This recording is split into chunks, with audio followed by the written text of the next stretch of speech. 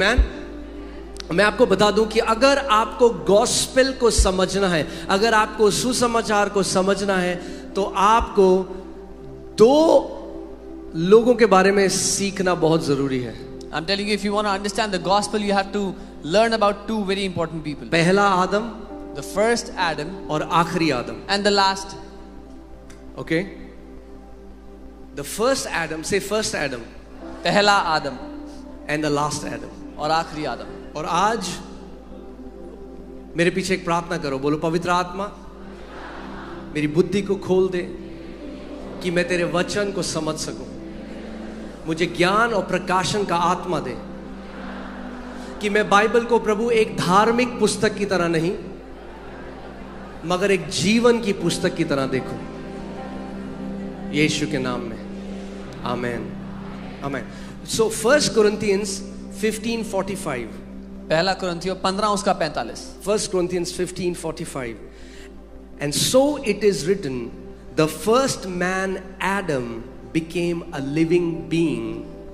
The last Adam became a life-giving spirit. ऐसा ही लिखा भी है कि प्रथम मनुष्य पहला आदम जीवित प्राणी बन गया और अंतिम आदम जीवनदायक आत्मा बना. हाँ, फर्स्ट एडम और लास्ट एडम, इनको समझना बहुत जरूरी है. It's very important to understand these. जब परमेश्वर ने सबसे पहले आदम को बनाया, When God made man at first, सो जो पहला आदम बनाया था परमेश्वर ने उसको अपने इमेज में बनाया था. the first Adam he made him in his image. आप जेनेसिस 1:27 पढ़ सकते हैं. You can read it in Genesis 1:27. Genesis 1:27 में हम क्या पढ़ते हैं कि परमेश्वर ने आदम को कैसे बनाया? अपनी इमेज में बनाया. We find that God made Adam in his own image. Amen. But then what happened was that Adam fell. और फिर क्या हुआ? आदम गिर गया. Adam disobeyed God. आदम ने क्या किया? परमेश्वर की आज्ञा को ना माना, और जो इमेज आदम की थी वो उसने उस इमेज को खो दिया. And the image Adam was made according to, he lost it. So जो इमेज थी वो किसकी स्वरूप में बनाया गया था? आदम. Whose image was Adam made in? Come on, talk to me. किसकी इमेज में बनाया गया था? परमेश्वर के स्वरूप में बनाया गया था. He was made in God's likeness. मगर जब उसने पाप किया और वो पाप का स्वभाव उसके अंदर आया, तो ये इमेज क्या हो गई? डिस्टॉर्ट हो गई. But when he sinned and the nature of sin came into Adam, his image was distorted. इब्रानी में जो एक मतलब सिन का है वो है distorted image. One meaning of the word sin in Hebrew is एक खराब तस्वीर, एक खराब छवि. क्या हुआ? जो तस्वीर परमेश्वर ने आदम को दी थी, जो अपने स्वरूप में आदम को बनाया था, आदम ने वो इमेज को क्या कर दिया? वो इमेज खराब हो गई. The image God had made Adam into, that image got distorted when he sinned. अब जेनेसिस 5:3 में आते हैं. Genesis 5:3. And Adam lived 130 years and begot a son in his own likeness. उत्पत्ति 5 उसका 3. अब आदम जब 130 वर्ष का हुआ तब उसके द्वारा उसकी समानता में उस ही के स्वरूप के अनुसार एक पुत्र उत्पन्न हुआ. अब जो एडम के जो बच्चे हुए, they are not made in the image of God, they are made in the image of fallen man. Now the children of Adam were not made according to the image of God, but according to the image of the fallen man. उस पाप में गिरे हुए मनुष्य के अनुसार पैदा हुए. इसीलिए हम कहते हैं the fall of man. That's why we call it मनुष्य का गिरना उस पाप में. There is a fall that happened. एक गिरना. In the spirit realm, it was like Adam lost altitude. आत्मिक दुनिया में ऐसा था जैसे आदम ने ऊंचाई गवा दी. We were created to live much higher. हम बहुत ऊंचा जीने के लिए बने थे. And when Adam fell, he started to live from a very lower reality. पर जब आदम गिरा तो वो बहुत नीचे दर्जे की हकीकत से जीने लगा. Amen. But this last Adam, पर ये आखिरी आदम जो था, is not made in the image of God. ये परमेश्वर के स्वरूप में नहीं बना था. He is the image of God. वो परमेश्वर का स्वरूप है. Colossians 1:15. कोलोसियों 1:15. Colossians 1:15. The Bible says he is the image of the invisible God. Bible कहती है कि वो अदृश्य परमेश्वर का स्वरूप है.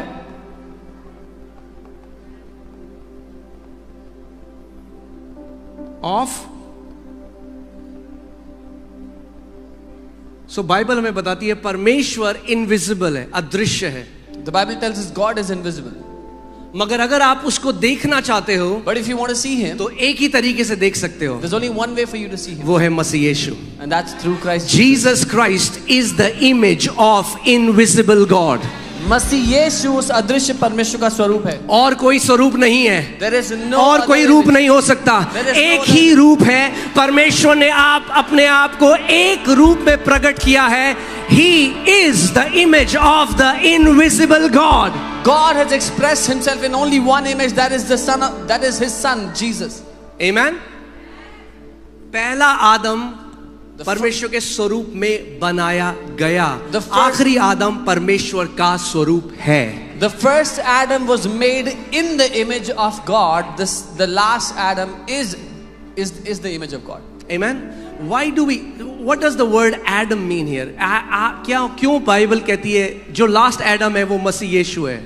आदम का अर्थ क्या है? Why does the Bible says last Adam is Lord Yeshu Jesus? मसीह के लिए बाइबल क्यों कह रही है कि वो आखिरी आदम है? Why is the Bible saying for Jesus he's the last Adam?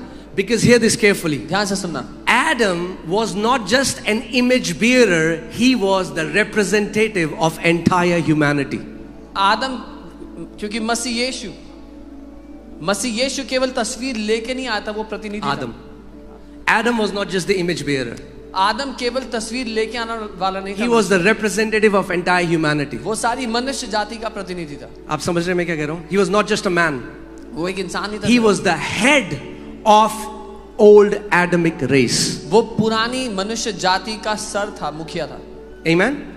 He was the head. वो उसका सर था. So whatever happened to Adam happened to everyone. So जो कुछ आदम के साथ हुआ सारे मनुष्यों के साथ हुआ. कितने लोग मेरी बात को समझ रहे हैं? हम नहीं understand. Okay. Adam was the representative. आदम एक प्रतिनिधि था.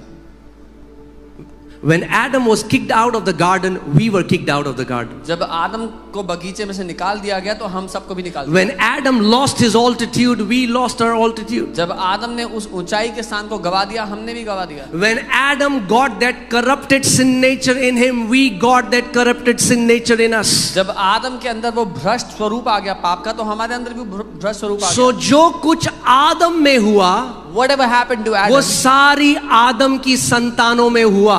also happened to all the children of Adam. Amen. Okay, let's see this. It is going to become awesome. I just want you to pay attention. मैं चाहता हूं आप ध्यान दो. मैं बता रहा हूं आपको, आप ये जो लोग ईसाईयत मसीहत देखते हैं, ये बदल जाएगा. हम किसी धर्म में नहीं है, हम एक अलग रेस में हैं, हम एक अलग स्पीशीज हैं, हम एक अलग प्रजाति हैं. आपको ये जानना जरूरी है आज.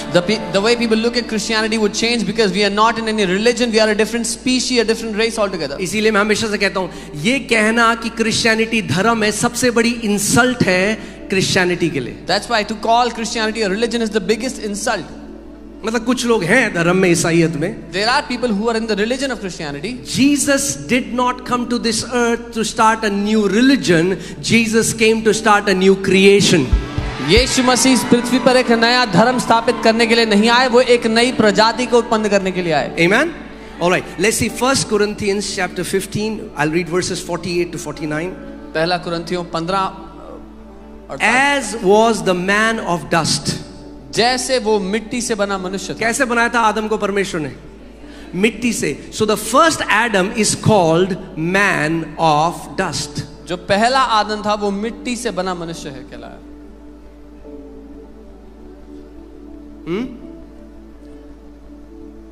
सुना आपने वो गाना? यीशु नाम सुखदाई, भजन करो भाई, ये जीवन 2 दिन का, ये है गलत थियोलॉजी. जो मैन ऑफ डस्ट है उसका जीवन 2 दिन का है.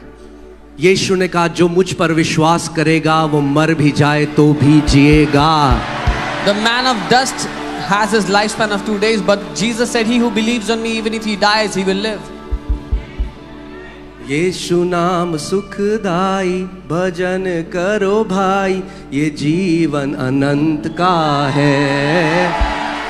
Amen. कुछ गानों को भी रिडेम्पशन चाहिए. हाँ, Some songs need redemption. Hallelujah. So क्योंकि रेवलेशन नहीं है इसलिए हम ऐसे गाने गाते हैं. Because there's no revelation, that's why people हाँ, sing songs पाप like के that. पेड़ में बैठे हैं, यीशु आके उतारेगा. Sitting on the tree of sin, I'm Jesus telling you, will there come. are songs like this. Okay, anyway. As was the man of dust, जैसे वो मिट्टी से बना मनुष्य था, so also are those who are made of dust. वैसे भी वो होंगे जो मिट्टी के हैं। So जो मिट्टी का मनुष्य से जो सारे लोग आए वो भी वैसे ही हैं जो मिट्टी से बने हुए हैं। All those who were born from the man of dust were of dust. Amen.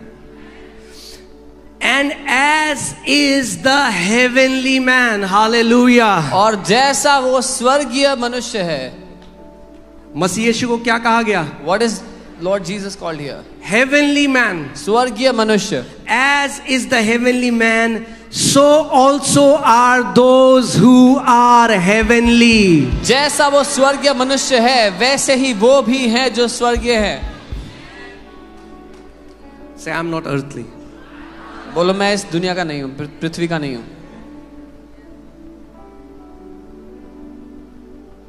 Is it in your Bible? क्या आपकी बाइबल में है?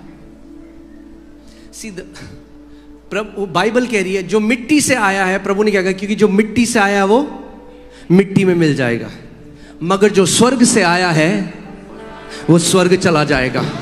Heaven is not just our destination, heaven is our origin. That's what you have to understand. He that came from dust will go back into dust. He that came from heaven will go back into heaven. स्वर्ग केवल हमारी मंजिल नहीं है, हमारा जन्म स्थान है। Born again जो शब्द है वहां again नहीं है, जब आप उसको ग्रीक में देखेंगे वो है born from above. So आप कहां से आए?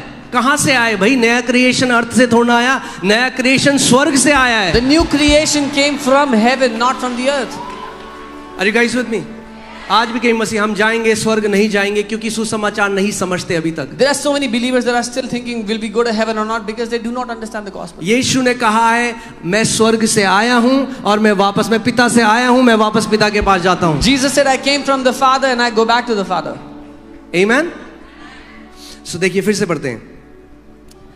As was the man of dust, so also are those who are made of dust, and as is the heavenly man, so also are those who are heavenly. जैसे वो मिट्टी का था वैसे ही वो भी जो मिट्टी के हैं, और जैसा वो स्वर्गीय है वैसे ही वे भी जो स्वर्गीय हैं। अब ध्यान से सुनो, आपको एक चीज समझना बहुत जरूरी है। You have to understand something here. जो हम आज मसीह में हमारे साथ क्या हुआ है? We who are in Christ, what has happened हम to जब us? पैदा हुए थे, When we were born, तो हम यहाँ पैदा हुए थे। we were born there. पहले आदम से पैदा हुए। From the first Adam. मगर जब आप मसीह में आए, मसीह ने क्या किया? हमें यहां से मोल लेकर छुड़ाया और हमें एक नई स्पीशीज बना दिया, एक न्यू क्रिएशन बना दिया। When you came to the Lord, when you came to Jesus, He bought you and He made you a new creation. इसीलिए दूसरा कुरिन्थियों 5:17 में क्या लिखा है? यदि कोई मसीह में है तो वो एक नई सृष्टि है। That's why 2 Corinthians 5:17 says, if anyone is in Christ, he is a new creation. यदि कोई धर्म में है नहीं, Not if anyone is in religion. यदि कोई मसीह में है। If anyone is in Christ. मगर जो अब हम मसीह में आ गए, मसीह से पहले हम कहाँ थे? But we who are in Christ, where were we before Christ? हम आदम में थे। We were in Adam. हम पहले आदम में थे। We were in the first Adam. इसीलिए ध्यान से सुनिए इस बात को। Hear carefully. हमें रिडीम करने के लिए प्रभु यीशु मसीह को भी यहीं से पैदा होना पड़ा। To redeem us, even Lord Jesus had to be born there. कितने लोग समझ रहे हैं? How many understand? हाँ, इसीलिए अपने आप को कई बार कहता है son of man. That's why he calls himself the Son of Man, मनुष्य का पुत्र। हिब्रू में Ben Adam, son of Adam. So Jesus identified with the fallen human race. यीशु ने उस पाप में गिरी हुई मनुष्य जाति के साथ अपना स्वरूप एक किया। एक हो गया वो। He became जो one. गिरा, जो ये रेस थी, जो ये मनुष्य रेस थी, प्रभु यीशु मसीह किस लिए? इसीलिए लोगों को समझ में नहीं आता आज भी कि वो क्यों क्रूस पे गया। आज अच्छे से समझ आएगा आपको। That's why people don't understand why he went to the cross. Today you will understand it. So प्रभु यीशु मसीह ने क्या किया? अपने आप को एक कर दिया एडमिक रेस के साथ। The Lord Jesus made himself one with that Adamic race. और जो दाम चुकाना था पूरा दाम चुकाया और उसके बाद एक नई रेस शुरू करी। And whatever price had to be paid for Adamic race, he paid the price and then started a new race. Amen. Hallelujah. Romeo 5:19 मजा आने वाला है आज बहुत। Amen. Romans 5:19. यहां पे देखिए क्या लिखा है। For as by one man's disobedience many were made sinners. जैसे एक मनुष्य के आज्ञा ना मानने के द्वारा बहुत तेरे लोग पापी ठहरे, so also by one man's, man बड़ा है वहां पे, one ठीक man's, वैसे ही एक मनुष्य के, many were made righteous. एक मनुष्य के आज्ञा मानने से बहुत लोग धर्मी अभी ठहरे। ध्यान से सुनो, Hear carefully. जो आदम ने डिसोबे किया परमेश्वर को गार्डन में, The Adam that disobeyed God in the garden, Adam's disobedience affected us all. आदम की अनाज्ञाकारिता ने हम सबको प्रभावित कर दिया। Let me say it this way. मैं ऐसे कहूंगा, As Adam's disobedience affected us all, so Christ's obedience has affected us all in the same way. मैं कहूंगा जैसे पहले आदम की अनाज्ञाकारिता ने हम सबको प्रभावित कर दिया, ठीक वैसे ही प्रभु यीशु की आज्ञाकारिता ने भी हम सबको वैसे ही प्रभावित कर दिया है। Amen. If first Adam's disobedience made us sinners, similarly last Adam's obedience has made us righteous forever. ठीक जैसे पहले आदम की अनाज्ञाकारिता ने हमें पापी बना दिया था, वैसे ही आखिरी आदम की आज्ञाकारिता ने हम सभी को धर्मी बना दिया है हमेशा के लिए। It is not about your works, it is about your position now. अब आपके काम यहाँ पर मुद्दा नहीं है, पर आपका जो स्थान आपको मिल गया है वो है। जब आदम ने पाप किया, पहला क्वेश्चन परमेश्वर का ये नहीं था, Adam, what have you done? God said, Adam, Adam, where are you? Adam, you have lost the position I have given you. जब आदम ने पाप किया तो परमेश्वर ने उससे पहला सवाल ये नहीं किया कि आदम ये तूने क्या कर दिया। परमेश्वर ने कहा, आदम तू कहाँ है, क्योंकि तूने वो स्थान गवा दिया जो मैंने तुझे दिया था। आज मानव जाति चिल्ला रही है परमेश्वर से, वो कह रहे मैं क्या करूं, और परमेश्वर वही कह रहा है, Adam, Adam, where are you? अगर तुझे उद्धार चाहिए, तुझे अपनी पोजीशन चेंज करनी होगी। पहले आदम से हटकर तुझे आखिरी आदम के अधीनता में आना होगा। Today when mankind is crying out to God, God is saying the same thing. Adam, you have lost that place. If you want to, you have to change your place. You have to come to the last Adam from that first Adam. Amen. If being in Adam brought us condemnation and death, अगर पहले आदम में होना हमारे लिए दोष और मृत्यु लाया, then being in Christ has brought us righteousness and eternal life. तो मसीह में होना हमारे लिए धार्मिकता और अनंत जीवन लाया है। See, यही प्रॉब्लम है। That's the कई problem. लोग जो आज ईसाईयत धर्म में भी है, उनका पूरा फोकस किस पे? उनका पूरा फोकस किस पे? अपने आप पे। Many people who are in the religion of Christianity, their entire focus is on themselves. वो अपने उद्धारक, वो सोचते हैं मैं अपना उद्धारक खुद हूं। They think they are their own redeemer. अरे अगर खुद उद्धार दे सकते हैं अपने आप को, If तो you could redeem Prabhu yourself, यीशु मसीह को आने की जरूरत नहीं पड़ती। then Jesus had no need to come. Amen? जिस दिन हमें सुसमाचार पता लग गया, The day we get to know the पाप के gospel. साथ, इसीलिए कई मसीह आज भी स्ट्रगल कर रहे हैं। क्यों? क्योंकि उनकी पूरी चेतना किसके ऊपर है कि मैं क्या करता हूं। That's why many believers are still struggling, because their entire awareness is on what they are doing. It's not your obedience that gave you a standing before God. It's the obedience of Jesus Christ that gave you a standing before the Father, and you can stand before the Father as if sin never touched you. आपकी आज्ञाकारिता ने परमेश्वर के सामने खड़े होने का स्थान आपको नहीं दिया है। मसीह यीशु की आज्ञाकारिता ने आपको वो स्थान परमेश्वर के सामने दे दिया है कि आप उसके सामने ऐसे खड़े हो सकोगे जैसे पाप ने आपको कभी छुआ ही नहीं है। Amen. Hallelujah. Now read this. Genesis chapter 3, let's go to verse 17 to 19. उत्पत्ति 3:16-17-19। Then to Adam he said, अब Adam ने क्या किया? प्रभु ने कहा था कि इस एक पेड़ का फल मत खाना। हाँ, so एक बगीचे की कहानी है और एक पेड़ की कहानी है। So God had told them not to eat the fruit of a tree. There's a story of a garden and a tree. और आदम ने क्या किया? What did Adam do? अनाज्ञा का डिसोबे किया परमेश्वर को और पेड़ का फल खा लिया। और वो पेड़ का फल जो है वो क्या लेकर आया? Come on, church, क्या लेकर आया? मृत्यु। He disobeyed God and he ate the fruit of the tree, which brought death. Because अब देखो परमेश्वर उससे क्या कह रहा है 7वीं आयत में। Then to Adam he said, because you have heeded the voice of your wife, तब उसने आदम से कहा, क्योंकि तूने अपनी पत्नी की बात सुनी and have eaten from the tree of which I commanded you, saying you shall not eat of it, और जिस वृक्ष के फल के विषय मैंने तुझे आज्ञा दी थी कि तू इसे ना खाना, उससे खाया। Cursed is the ground for your sake. इसलिए भूमि तेरे कारण श्रापित है। ध्यान से सुनो क्या हुआ। Hear carefully.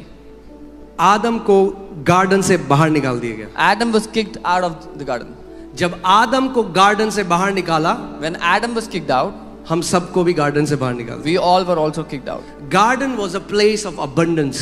वो जो गार्डन, वो बगीचा था, वो बहुतायत का स्थान था। Garden was a place where Adam could receive everything freely. वो स्थान था जहां आदम को सब कुछ मुफ्त में मिलता था। मगर अब परमेश्वर ने कहा, जब गार्डन से उसको बाहर निकाल दिया, तो परमेश्वर ने कहा जो अब भूमि है वो श्रापित है तेरी वजह से। And when he was kicked out of the garden, the Lord said, the earth is cursed because of you. What is cursed? The ground. Say the ground. The ground. Hallelujah. आज का ये रेवलेशन पालो, blessing में enter कर रहे हो आप। Receive this revelation today, you are entering into blessing. Cursed is the ground for your sake. उसने कहा तेरे कारण भूमि जो है वो श्रापित है। In toil you shall eat of it. और दुख के साथ तू इसका फसल खाएगा। हाँ, मतलब टॉयल जो यहाँ शब्द है वो अगर आप किंग जेम्स में देखेंगे तो वो है sorrow. In sorrow you shall eat. दुख के साथ या मेहनत मशक्कत के साथ। So क्या आ गया वहाँ पे? What came in? दुख आ गया। Sorrow came. क्या परमेश्वर ने डाला था दुख? Did God put sorrow in No. it? No. Ibrahim कह रहा हूं, आदम का जो पाप था वो दुख लेकर आया, टॉयल लेकर आया। The sin of Adam brought sorrow.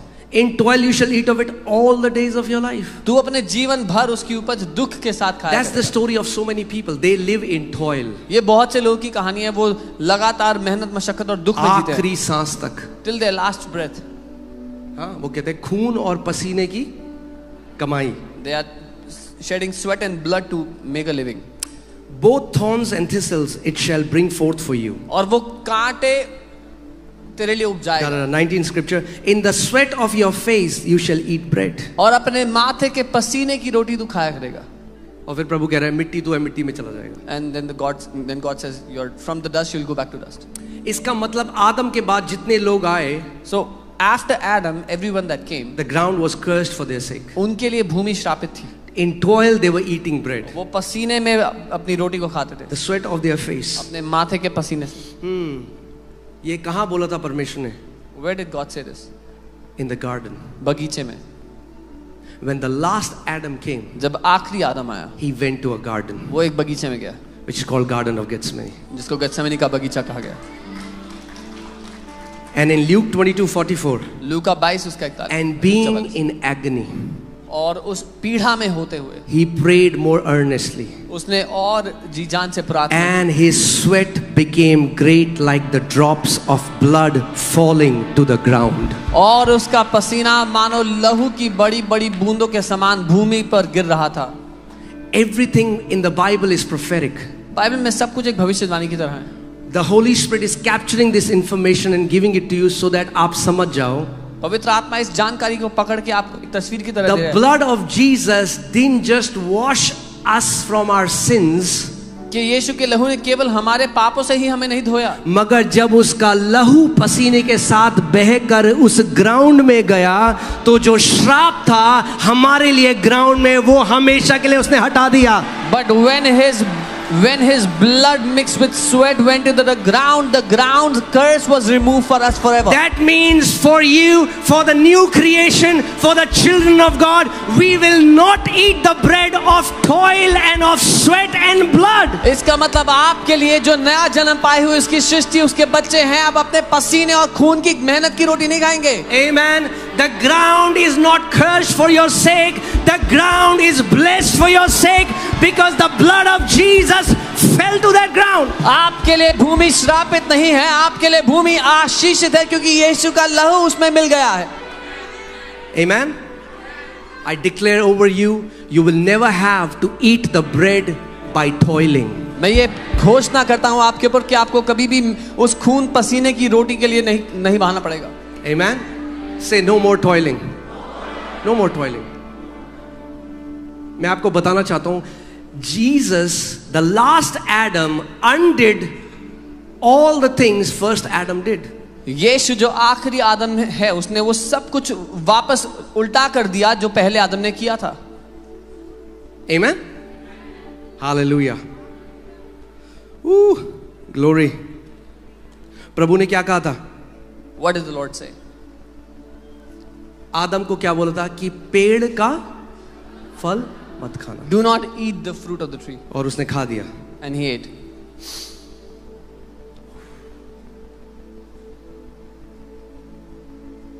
Are you ready? तैयार हो? Do you know what is the tree of life? पता है जीवन का वृक्ष क्या है? एक फल पेड़ पे लटका था जिसको खा के आदम ने मृत्यु को पा लिया. There was a fruit hanging from a tree that Adam ate and received death. मगर यीशु मसीह एक फल बनकर पेड़ पर लटक गया. Cross is the tree of life. But Jesus became a fruit and hung on a tree. वो क्रूस जीवन का वृक्ष है. Cross is the tree of life. क्रूस जीवन का वृक्ष है. Where Jesus hung as the fruit. जहां पर यीशु एक फल की तरह टंग गया. और उसने क्या कहा? What did he say? जो कोई मेरे मांस को खाए और मेरे लहू को पिए वो अनंत जीवन उसका है. Whoever will eat of my flesh and drink of my blood, to him belongs the eternal life. Hallelujah. So जो क्रूस को आप देख रहे हो वो जीवन का पेड़ है. The cross you're looking at is the tree of life. Amen. Hallelujah. 1 Peter 2:24. Who himself bore our sins in his own body on the tree. वो आप ही हमारे पापों को अपनी देह पर लिए हुए क्रूस पर चढ़ गया. हाँ? On the tree. उस पेड़ यीशु मसीह उस पेड़ पर चला गया. Jesus stood on that tree. That we having died to sins जिससे हम पापों के लिए मरकर might live for righteousness. धार्मिकता के लिए जीवन बिताएं. By whose stripes जिसके कोड़े खाने you were healed. तुम चंगे हुए.